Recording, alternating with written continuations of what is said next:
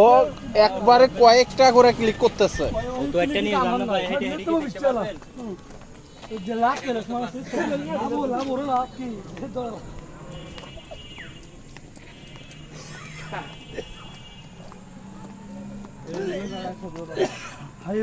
এটা কি দ্বীপ নাকি সামনে কোনো ইয়া আছে, বাড়ি ঘর আছে?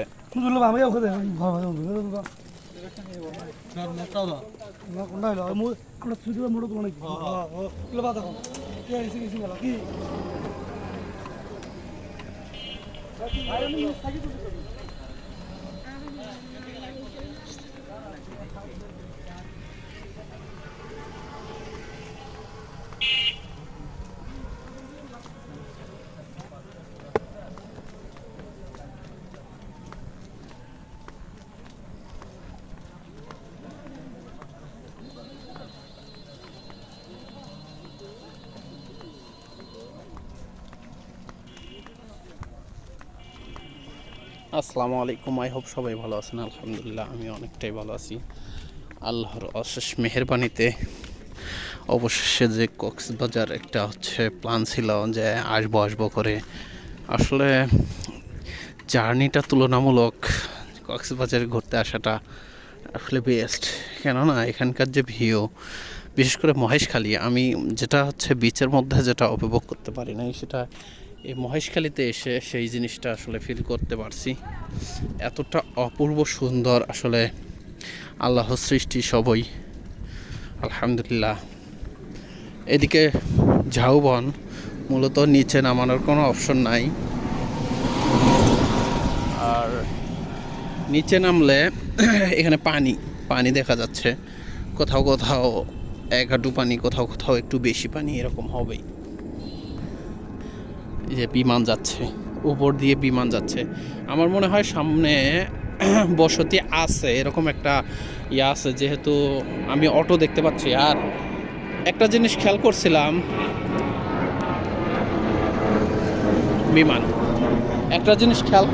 যে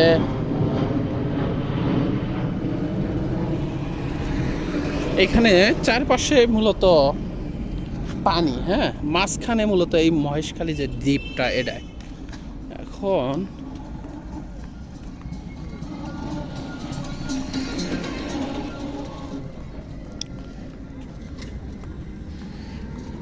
নিচে মূলত এগুলা সুন্দরী গাছ মনে হয়, আমার মনে হয় সুন্দর গাছের যে ইয়াগুলা আগাছা, সেগুলা গাছগুলা দিনের পর দিন পানিতেই ভেসে আছে এভাবেই।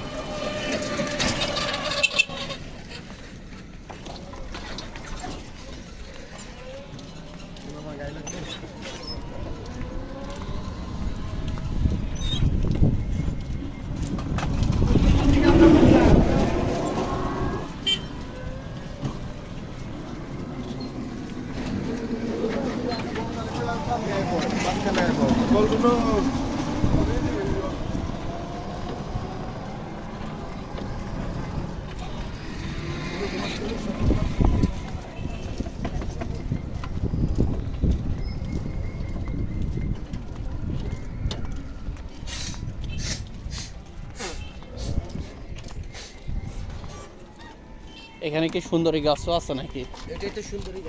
এইগুলা সুন্দরী গাছ, ও যেটা চিনি না, মূলত এটাই সুন্দরী গাছ।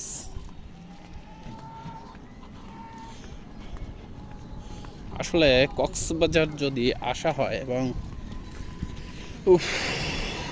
যদি মহেশখালীতে না আসা হয়, তাহলে আমি বলবো যে মহেশখালী কক্সবাজার আসার আসলে কোনো লাভ্যাংশই আপনি পাবেন না মহেশখালী না আসলে। ওকে,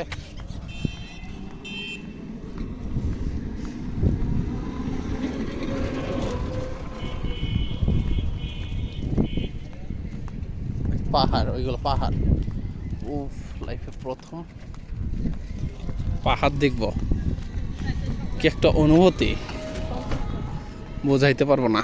আর সম্ভবত এটা আমি যেটা খেয়াল করছি, যেটা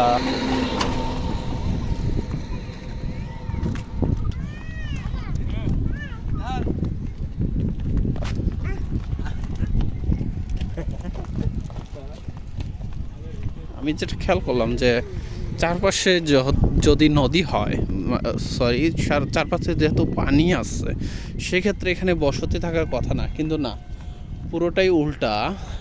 এখানে বসতি আছে। আর সামনে বিশাল বড় পাহাড়, ওই যে ওই পাহাড়ে কি ওঠা যাবে? দেখি কি অবস্থা। পাহাড়ে ওঠার চেষ্টা করবো ইনশাল্লাহ।